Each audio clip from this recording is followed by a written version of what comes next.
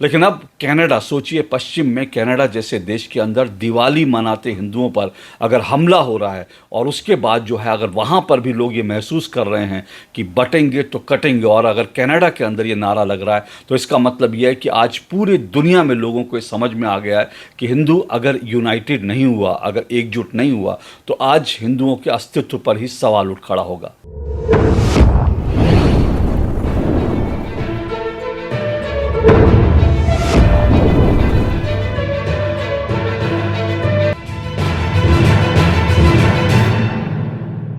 बटेंगे तो कटेंगे, इस नारे की गूंज आज पूरे हिंदुस्तान में सुनाई देने लगी है।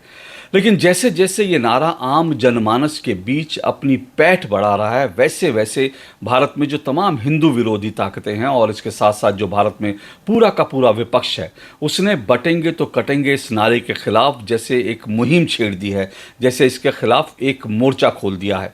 तमाम पॉलिटिकल पार्टियां, जो विपक्षी पार्टियां हैं, वो सवाल उठा रही हैं कि आखिर इस नारे की ज़रूरत क्या है। हिंदू भारत में 100 करोड़ से ज़्यादा है, हिंदुओं को कौन बांट सकता है, हिंदू इतना ताकतवर है, हिंदुओं को इस तरह से कह के क्यों डराया जा रहा है, पॉलिटिकल गेन के लिए ऐसा किया जा रहा है। यहाँ तक कि उत्तर प्रदेश में अखिलेश यादव ने तो बटेंगे तो कटेंगे नारे के खिलाफ जो है कई तरह के जो है और नारे भी वहाँ पर जो है वो नारे लगा दिए और पूरा का पूरा एक पोस्टर युद्ध चल पड़ा है। तो इस नारे को लेकर कई तरह के सवाल उठाए जा रहे हैं, लेकिन सबसे बड़ी बात यह है कि ये जो बटेंगे तो कटेंगे का नारा है ना, ये सिर्फ आज हिंदुस्तान ही नहीं बल्कि पूरी दुनिया में जितने हिंदू हैं आज उनके लिए ये नारा जो है करो या मरो के जैसे नारे की तरह हो गया। अब हिंदुओं के सामने स्थिति ये है कि आज उनके लिए करो या मरो की स्थिति खड़ी होती जा रही है, क्योंकि हमने देखा इससे पहले, हमने पाकिस्तान में देखा, अफगानिस्तान में देखा, बांग्लादेश में देखा हिंदुओं की क्या दुर्गति हुई, किस तरह से वहाँ से उनको अपने घर छोड़ करके जाना पड़ा, किस तरह से उनको नरसंहार का निशाना बनना पड़ा। भारत में हम तमाम तरह की चीज़ें देख रहे हैं कि भारत में किस तरह से जो है हिंदू बहुसंख्यक होते हुए भी किस तरह से उनके ऊपर लगातार हमले हो रहे हैं, उनके त्योहारों पर हमले हो रहे हैं। लेकिन अब कनाडा, सोचिए पश्चिम में कनाडा जैसे देश के अंदर दिवाली मनाते हिंदुओं पर अगर हमला हो रहा है और उसके बाद जो है अगर वहाँ पर भी लोग ये महसूस कर रहे हैं कि बटेंगे तो कटेंगे, और अगर कनाडा के अंदर ये नारा लग रहा है तो इसका मतलब ये है कि आज पूरी दुनिया में लोगों को ये समझ में आ गया है कि हिंदू अगर यूनाइटेड नहीं हुआ, अगर एकजुट नहीं हुआ, तो आज हिंदुओं के अस्तित्व पर ही सवाल उठ खड़ा होगा। दरअसल कनाडा के ब्रैम्पटन में जिस तरह से मंदिर के अंदर दिवाली मनाते हुए हिंदुओं पर हमला हुआ, वो अपने आप में बहुत शर्मनाक और चौंकाने वाली खबर है। वैसे तो हम सब जानते हैं कि कनाडा में किस तरह से खालिस्तानी हैं, उन्होंने सरकार के अंदर अपनी पैठ बना ली है, और किस तरह से जस्टिन ट्रूडो जो है वहाँ के जो प्रधानमंत्री है वो लगातार जो है खालिस्तानियों को शय देता है और खालिस्तानियों के इशारे पर जस्टिन ट्रूडो नाच रहा है। ये सब हम चीज़ें जानते हैं, लेकिन ये पिछले 6 महीने से या पिछले शायद साल भर से ऐसा लगातार हो रहा है कि जो वहाँ पर हिंदू मंदिर हैं, मंदिरों के बाहर आपत्तिजनक नारे लिखे जा रहे हैं, मंदिरों पर हमले हो रहे हैं। लेकिन इस बार तो तमाम जो है सीमाएं टूट गई, जब हिंदू जो हैं वो अपने मंदिर के अंदर दिवाली मना रहे थे, लेकिन उनके ऊपर जो है खालिस्तानी उग्रवादियों ने उस वक्त हमला कर दिया।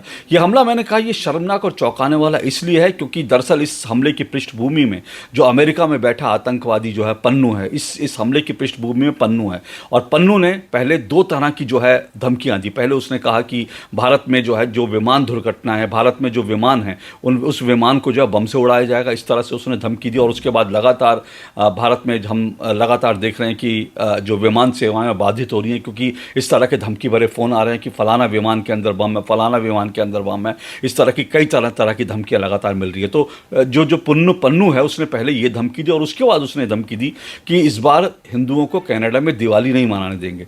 अब तक जो है जो पन्नू है वो इस तरह की धमकियां लगातार देता है, और भारत को भी लगता है, भारत में बहुत सारे लोगों को लगता है कि ये तो कार्टून है, इस तरह की धमकियां देते रहते हैं, इससे कुछ होगा नहीं।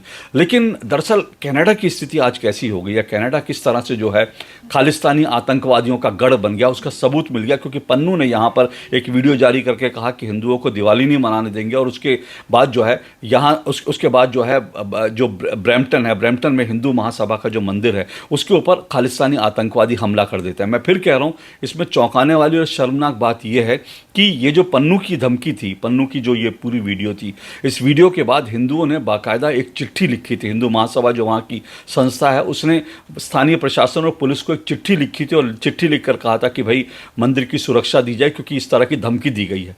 लेकिन ये चिट्ठी देने के बावजूद वहाँ की पुलिस ने कोई इंतज़ाम नहीं किया, और आखिरकार जब हिंदू वहाँ पर अपनी दिवाली मना रहे थे तो खालिस्तानियों ने बाहर आकर के अपने झंडे लेकर आए और उन्होंने पहले जो है नारे लगाने शुरू किए, खालिस्तान समर्थन में उन्होंने नारे लगाने शुरू किए।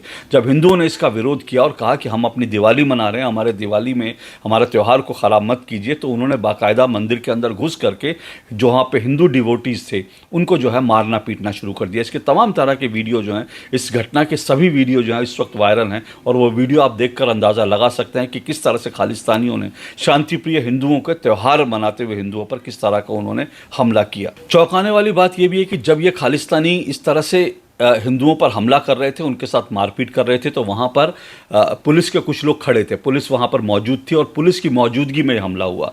और पुलिस जो है, पुलिस ने हिंदुओं को बचाया नहीं, खालिस्तानियों को अरेस्ट नहीं किया, बल्कि उल्टे पुलिस ने न सिर्फ ब्रैम्पटन में बल्कि सरे में भी शांतिपूर्ण प्रदर्शन कर रहे जो हिंदू थे उनको जो है उनको गिरफ्तार कर लिया। ऐसे खबर आ रही है कि 3 हिंदुओं को गिरफ्तार किया गया क्योंकि वो इन हमलों का विरोध कर रहे थे। जिस तरह की वीडियोज़ हिंदुओं को गिरफ्तार करने के आए हैं, हिंदू जो है युवाओं को जिस तरह से पुलिस घसीट कर गिरफ्तार कर रही है, उनको जिस तरह से गिरफ्तार किया जा रहा है, वो सब वीडियो देख करके आपको लगता है ये तस्वीर बिल्कुल साफ हो जाएगी कि खालिस्तानियों को वहाँ पर विशेष तरह का पैट्रोनेज दिया जा रहा है। खालिस्तानी जो आतंकवादी हैं वो पूरी की पूरी सरकार उनके कदमों में बिछ गई है। एक वीडियो में ये भी दावा किया गया है कि पील पुलिस का एक सार्जेंट हरिंदर सोढ़ी ये छुट्टी पर था। सोढ़ी या हरिंदर सोही, इसका पूरा नाम क्या मैं नहीं जानता, लेकिन पील पुलिस में काम करने वाले सार्जेंट है, ये छुट्टी पर था। लेकिन छुट्टी पर होने के बाद इसको जो है खालिस्तानियों के साथ वहाँ पर मंदिर के बाहर देखा गया।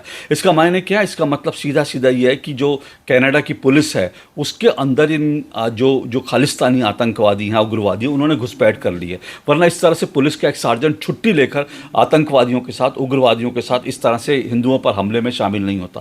ये तमाम घटनाएं दिखा रही हैं कि जो जस्टिन ट्रूडो की सरकार है वो पूरी तरह से खालिस्तानियों के कदमों में बिछ चुकी है। अब इसके बाद हिंदुओं को अपनी सुरक्षा की चिंता होनी स्वाभाविक है और इसीलिए जो वहाँ पर तमाम हिंदू हैं अब वो ये बात महसूस कर रहे हैं कि अगर हिंदू एकजुट नहीं हुआ तो उनके ऊपर इस तरह के हमले और होंगे। क्योंकि मैं फिर कह रहा हूँ 6 महीने 1 साल से लगातार मंदिरों पर इस तरह के हमले हो रहे हैं और इसीलिए अब कनाडा में भी हिंदू जो हैं वहाँ पर ये नारा लगा रहे हैं कि बटेंगे तो कटेंगे।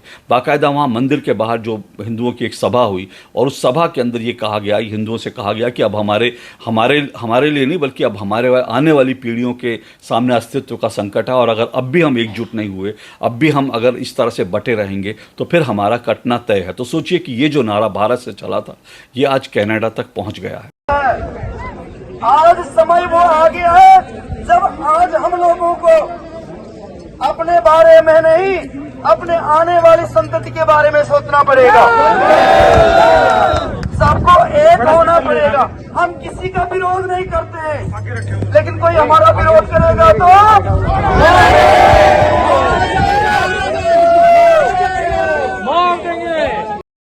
सुन लो, अभी भी कह रहे हैं बटोगे। अब ये एक हमला कोई हिंदू सभा पर नहीं है। ये मत सोचना कि हिंदू सभा के ऊपर हमला होगा। ये हमला पूरे वर्ष में दुनिया में जितने हिंदू हैं सबके ऊपर है। अब ये नारा, क्योंकि मैंने कहा ना भारत में बैठे बहुत से लोग कहते हैं कि ये नारा जो है भड़काने के लिए है, इस नारे का औचित्य क्या है। लेकिन इस नारे का औचित्य क्या है वो इस बात से समझिए कि कनाडा के अंदर आज ये नारा लग रहा है कनाडा में हिंदुओं पर हमले हो रहे हैं। क्या आपको मालूम है कनाडा के अंदर हिंदू और सिखों की गिनती कितनी है?